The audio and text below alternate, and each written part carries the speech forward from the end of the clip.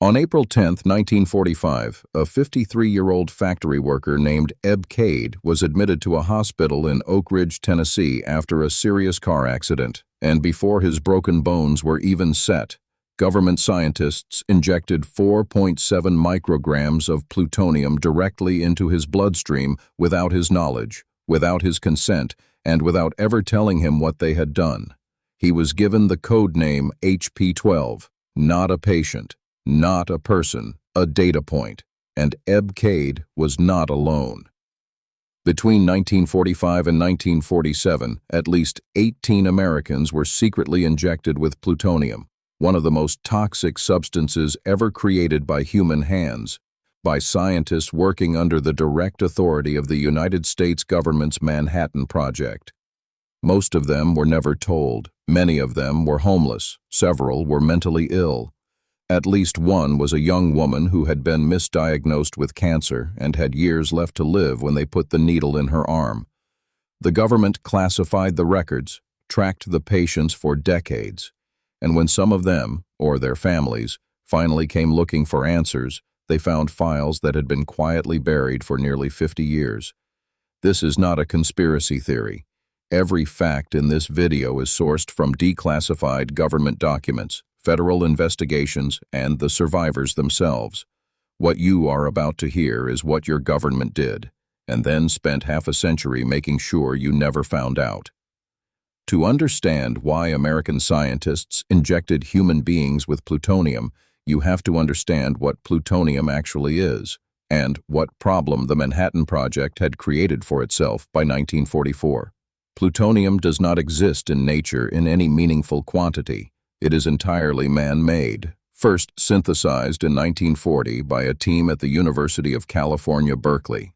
By 1944, the Manhattan Project was producing it in industrial quantities at Hanford, Washington, in reactors that had never been built before, at a scale that had never been attempted before, and the workers building and operating those facilities were being exposed to it every single day.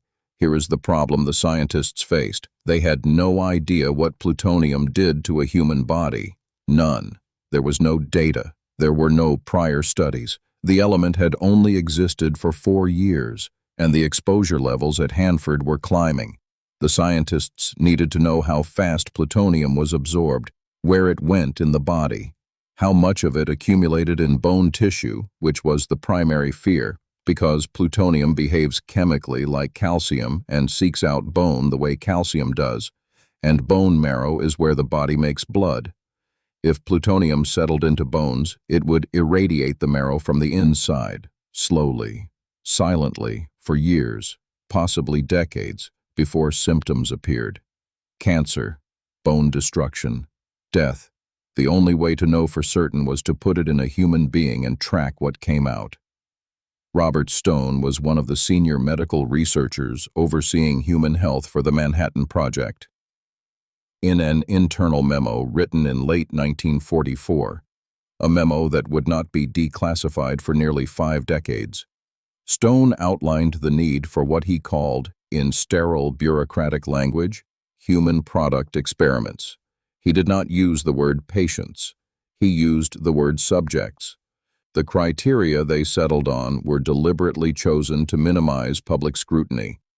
They would target individuals who were already seriously ill, people with terminal diagnoses, or those believed to have short life expectancies, people whose deaths would not raise questions, people who, in the brutal calculus of 1944, the scientists believed had little left to lose.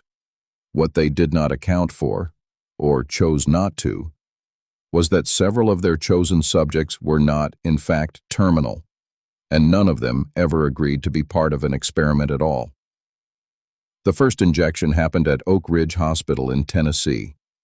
Eb Cade, HP-12, was a black man, a construction worker, someone who had come to Oak Ridge to work on the Manhattan Project itself without ever knowing what was being built there. After his car accident, while he was recovering, while he trusted the doctors surrounding him, scientists extracted samples from 15 of his teeth and took bone samples from his body to measure plutonium uptake. They did this over months. He eventually became suspicious, and left the hospital before the experiment concluded. He died in 1953, 8 years later, of heart failure. Whether plutonium contributed to his death, we do not know, because the government never told his doctors what he had been given. The second patient was injected at the University of California, San Francisco in May 1945. His name was Albert Stevens. He was 58 years old. He had been diagnosed with terminal stomach cancer. He did not have terminal stomach cancer. He had a benign gastric ulcer. Albert Stevens lived for another 21 years after the injection. And for every single one of those 21 years, he was one of the most radioactive human beings on Earth. The scientists gave him a code name, HP8. They collected his urine and feces for decades to track plutonium excretion. They tracked him. They followed him. They studied him. And they never told him. Not once. When Albert Stevens died in 1966, scientists quietly collected portions of his remains for further analysis. His family found out the truth in 1994. The injections did not stay in one place. They spread across the country, conducted at prestigious institutions, the University of Rochester, the University of Chicago, the University of California system, hospitals in Ohio. At Rochester, a man named Simeon Shaw, a 6-year-old boy brought from Australia by his parents seeking treatment for a bone disease, was injected with plutonium in April of 1946. He was 6 years old. Simeon Shaw died 15 months later. Whether the plutonium injection contributed to his death cannot be definitively proven. The government made sure the records were never complete enough to determine that with certainty. His code name was HP3. Here is what makes this story more than just a collection of tragic individual cases. Here is what transforms it from horror into something that requires a deeper reckoning. The scientists who ran these experiments were not rogue actors. They were not operating in secret from their superiors. The injections were authorized, funded, and coordinated at the highest levels of the Manhattan Project, an operation reporting directly to the Secretary of War and ultimately to the President of the United States. The program had a budget. It had a chain of command. It had protocols for collecting and shipping biological specimens across state lines. Researchers at different institutions filed reports with central coordinators. This was not a rogue experiment. This was a system, and that system had made a deliberate decision about informed consent. There was internal debate, some of it documented. A researcher named Joseph Hamilton, who conducted many of the California injections, wrote privately that the experiments might be compared to some of the things done in Germany. That sentence exists in the historical record. He wrote it. He kept injecting people. Here is the timeline that matters. The Nuremberg doctors' trial began in December 1946. Its explicit purpose was to prosecute Nazi physicians who had conducted experiments on concentration camp prisoners without consent. The proceedings established, for the first time in international law, the principle that no human being could be used as an experimental subject without their voluntary, informed, explicit agreement. The Nuremberg Code was published in 1947. The American plutonium injections began in 1945. American physicians were present at the Nuremberg trials. American medical and legal experts helped write the Nuremberg Code. And while those proceedings were happening, American scientists were still injecting people with plutonium at institutions across the country. The last injection in this program occurred in 1947, the same year the Nuremberg Code was published. The selection of subjects reveals something crucial about how the scientists justified what they were doing, to themselves, to their supervisors, and to history. The criteria were never officially written in one place in plain language, but the pattern across all 18 cases tells the story clearly. The scientists targeted people who were poor, people who were sick, people who were isolated from family networks that might ask uncomfortable questions. People who were black in an era of deep segregation, when black patients in American hospitals had almost no institutional power. At least 5 of the 18 subjects were black. All of the subjects were poor or working class. Several had been diagnosed with conditions that made them dependent on the hospital for extended periods, which made long-term sampling easier to conduct without raising suspicion. One woman, known only by the codename HP7, was admitted to a Cincinnati hospital.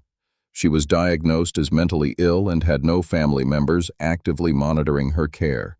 She was injected. She survived for years. Her family was never told. The scientists knew that choosing patients from these populations reduced the likelihood of exposure. They were not selecting based on medical relevance. They were selecting based on social vulnerability. There is a document that surfaces occasionally in discussions of this era, an internal AEC memo from 1947, in which a researcher raises concern not about the ethics of what had been done, but about what would happen if the public found out. Not about the harm done to the patients, about the embarrassment to the commission. That framing, the institutional reputation as the primary concern, explains everything that came afterward. Because what came afterward was not accountability. What came afterward was silence. The Atomic Energy Commission was established in 1946, taking over from the Manhattan Project.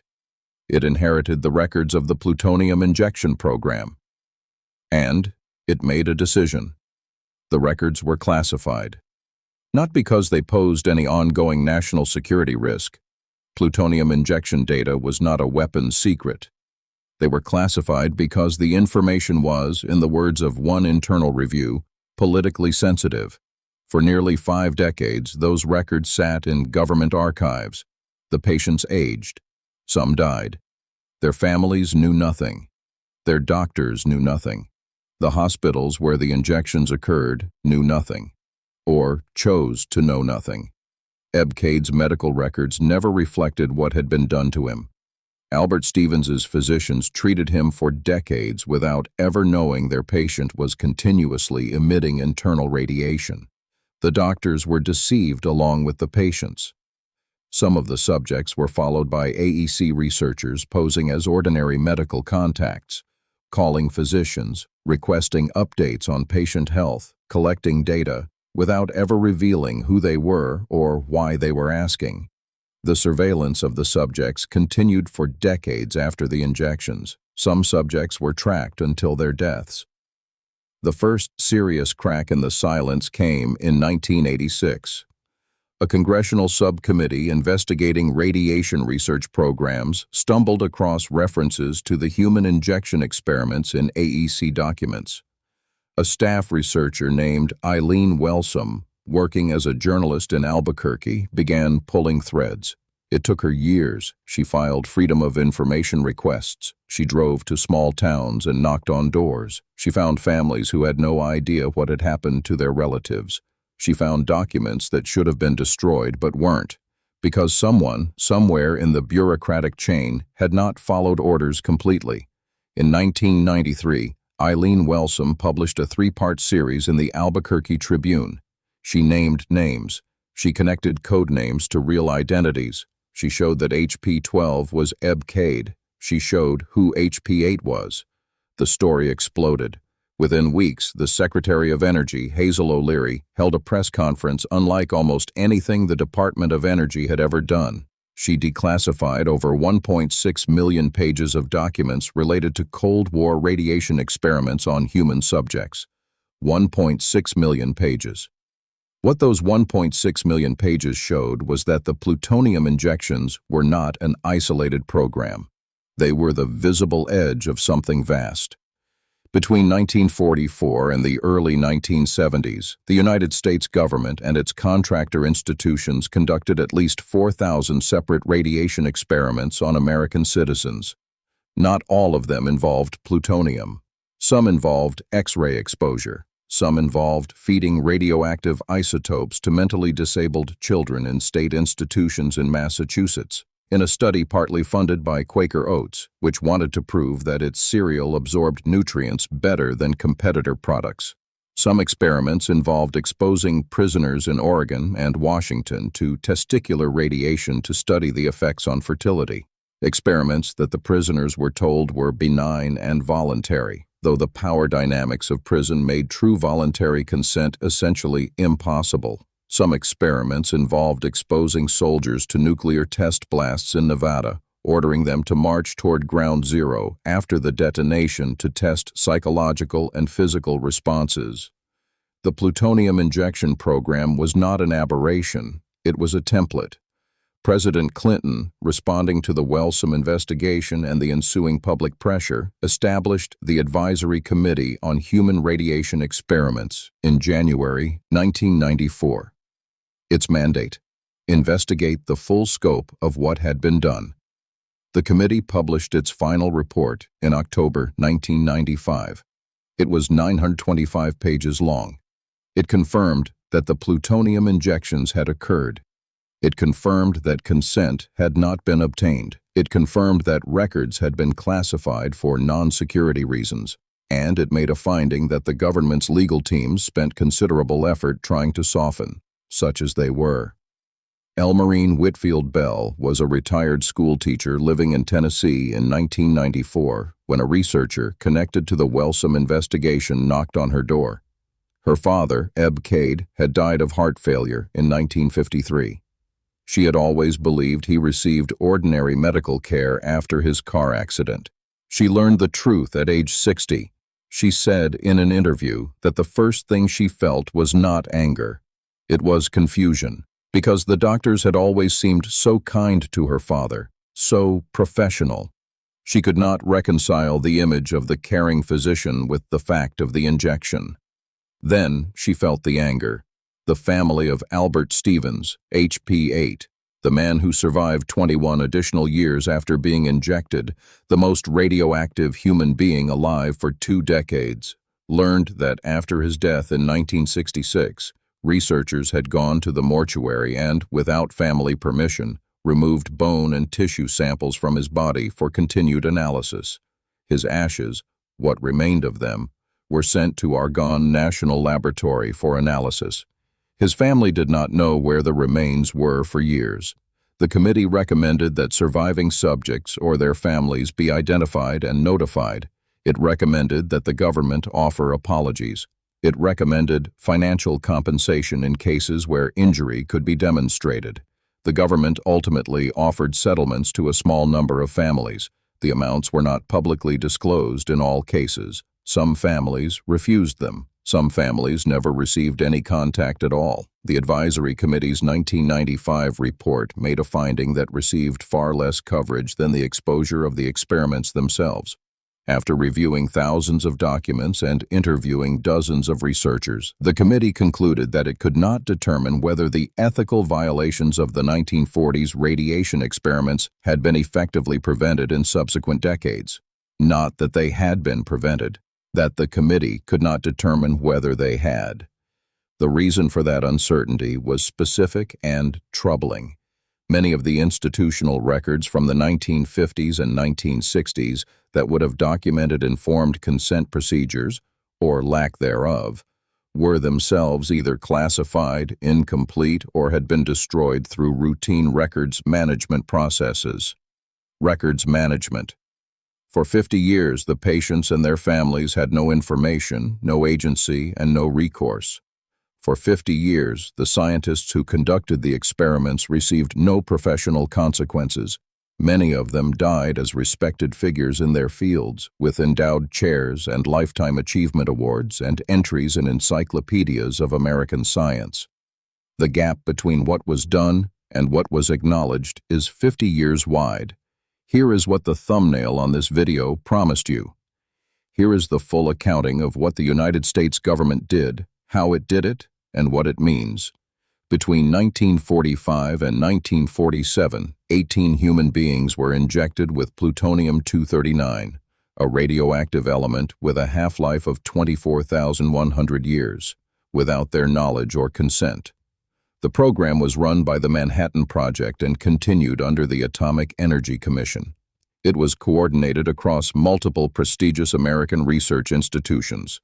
It targeted the poor, the isolated, the mentally ill, and Black Americans in a segregated healthcare system that gave them no power to refuse. The records were classified, not for national security, but for institutional reputation. Subjects were surveilled for decades. Their remains were collected post-mortem without family consent. Their doctors were never told what had been put in their patients' veins.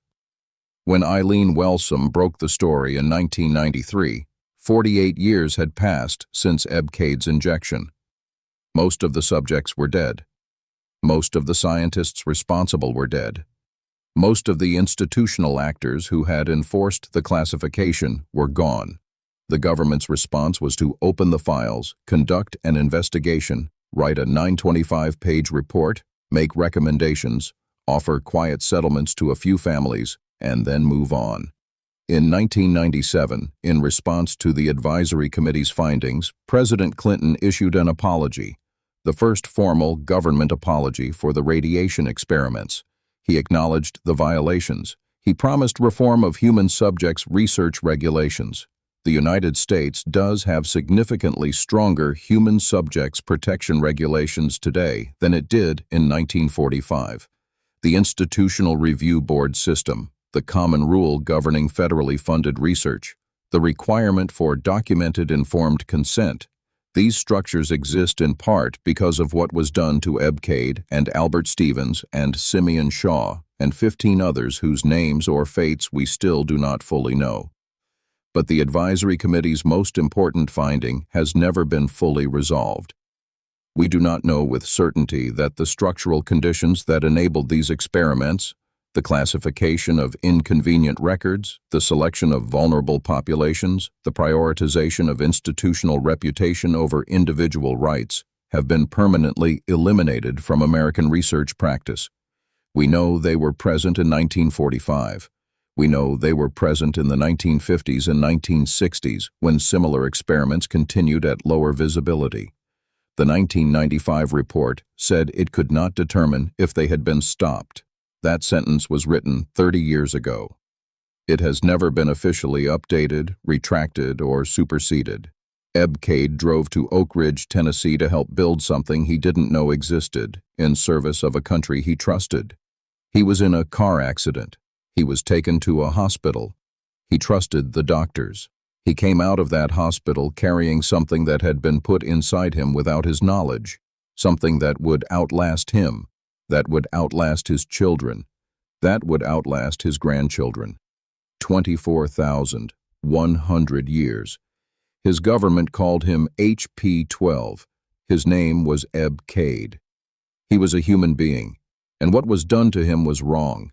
Not because we say so now with the luxury of retrospect, but because the people who did it knew it was wrong when they did it, wrote about it in private memos they then classified and counted on the distance of time and bureaucracy to protect them from ever being held to account. Most of them were right. The declassified documents referenced in this video are publicly available through the Department of Energy's OpenNet database and the National Security Archive at George Washington University. Eileen Wellsome's complete investigation was published as a book in 1999 under the title The Plutonium Files. It remains the definitive account of what happened to all 18 subjects and the 50-year effort to keep it hidden. If this story matters to you, and it should, that book is where you go next. Subscribe for the next investigation. The case that follows this one involves a secret the government kept not for 50 years, but for 70. And the people it affected are still waiting for the apology that has never come.